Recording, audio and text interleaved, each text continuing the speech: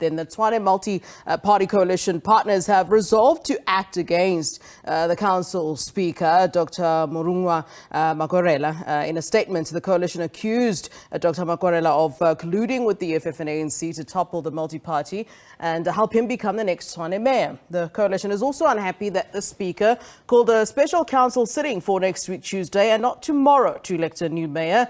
They claim that the majority of councillors signed a petition for the special sitting to go ahead tomorrow and not on the 28th of this month. The coalition now wants the city manager to intervene and call a special council sitting in line with Section 29 of the Municipal Structures Act. The group is also threatening to bring a motion of no confidence against the Speaker for compromising the coalition and putting the municipality at risk of being put under administration by the Gauteng province. They're also threatening with court action.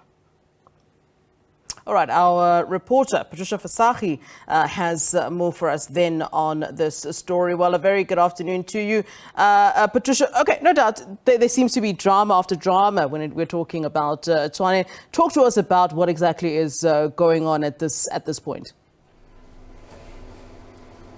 Good afternoon, Flo. Definitely a lot of drama in the capital city. Some even saying that there is a fire on Mountain Tshwane. It is the one thing after the other, and surely it's even hard to keep up when those statements come in as we're trying to obviously make sense of what is really happening. This as the race for a new mayor in Tshwane is heating up, but the political turmoil also making it difficult for a new leader to be elected. The Speaker being accused by his coalition partners of acting in bad faith, or rather perhaps betraying the rest of the coalition partners, the multi-party coalition government in Tshwane. He joins me right now to tell us more about what is happening and the threats that we are hearing against him, a possible motion of no confidence that he might face. Speaker, thank you so much for joining us this afternoon. I'm not sure if you are in good spirits, but how are you feeling about the threats, the accusations, and just what is happening in the capital city under your watch? Thank you very much, even for the opportunity to clear the air insofar as all this confusion is concerned. Look, as the Speaker, I think you would have seen throughout that the Speaker does his work according to the book.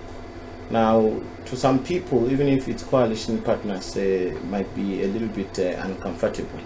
But we cannot really compromise on following the law to the letter in order to do what is expected of us, even if we are under pressure. Tell us more about the law. There is apparently a petition that was signed by the councillors. They wanted the special council sitting to move forward. That would have been tomorrow. But are you saying that the law does not allow you? Just elaborate more. What exactly does the law dictate here? All right. I think let me just refer you back to our media conference that we had earlier in the week, wherein we actually indicated that we need to take certain steps to ensure that what the AG has said in that scathing report should be done. So that's basically what happened. But besides that, immediately after that, the Speaker actually called for the meeting of council to sit on the 28th of February, which is next week Tuesday. However, there was this insatiable appetite, to have the meeting moved forward to tomorrow, Friday. Well, which is fine, because as far as Section 29, subsection 1 of Municipal Structures Act is concerned, it is actually the responsibility and prerogative of the Speaker to call and convene council in that particular fashion. So what had happened is that the coalition partners had hurriedly and scurriedly at night, sourced signatures of all their caucuses, and then it was done without necessarily, informing or advising the Speaker in advance of that particular activity. And then yesterday morning, there was a petition that was presented. We had media briefing where we were actually introducing and welcoming the mayor-elect from the DA, which is fine. And I think I responded even there to say that immediately after that I will be looking into the petition that we received. Of course, I don't look through the petition myself. There are officials that does that work. So, but just in short, we don't have much time. Yeah. What does the law say? Can that petition stand so that the sitting can happen as quickly as possible?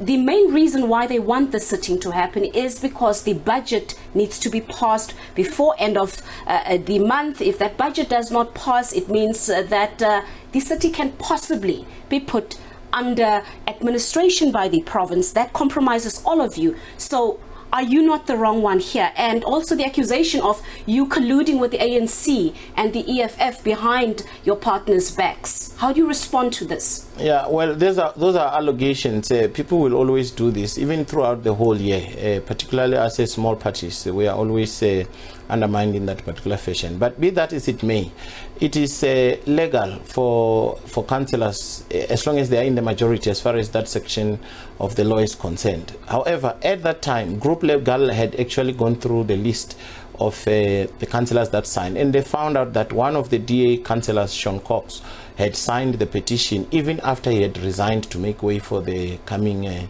mayor-elect. So at that time, a call had to be made, and according to the rules and orders of council, there's only 24 hours to call for an urgent special council meeting. So we got the petition after the media briefing. I think it was around 10ish or 11ish, around there. And then they had to check and match each and every signature if it is the correct signature of all those people that were there. It does take time. But at around 3:30 in the afternoon, they already primed the IEC, because remember, the election of the mayor is done through Schedule 3 of the Constitution and also of the Municipal Structures Act. And we actually need an independent body to oversee the elections. And we got at that time, and by the way, this was done by the office of the city manager, not by the Speaker of Council. And we got confirmation from the IEC, and I think I've shown you correspondence, that the IEC was not available at that short notice to conduct elections of the mayor tomorrow. So there's confirmation there. And even now, as I'm seated here, as it is alleged that they will approach the city manager has written a letter and he's refusing, because he knows it's only the speaker that calls council and not the city manager. The speaker is well and alive. I'm here, unless if someone wants to use up power. All right, thank you so much there. The Tshwane speaker just, giving us clarity from his side, saying that what he is accused of in the statement by the multi-party coalition is not true. He is simply following the law. The IEC and of course the city manager has advised him from the information that they got that this council sitting cannot go ahead. But of course you have seen the statement making the rounds, the coalition partners saying that he acted in bad faith. There must be a motion of no confidence against him, and we've seen the statement. Even the logo of COPE, as he is a COPE member, has since been removed from that collective statement that has been issued by the multi-party coalition. So these are the latest developments reflecting the ongoing turmoil, political turmoil in the capital city as they are looking for a new mayor. All right, many thanks to you, Patricia Visagie, for us there in Pretoria.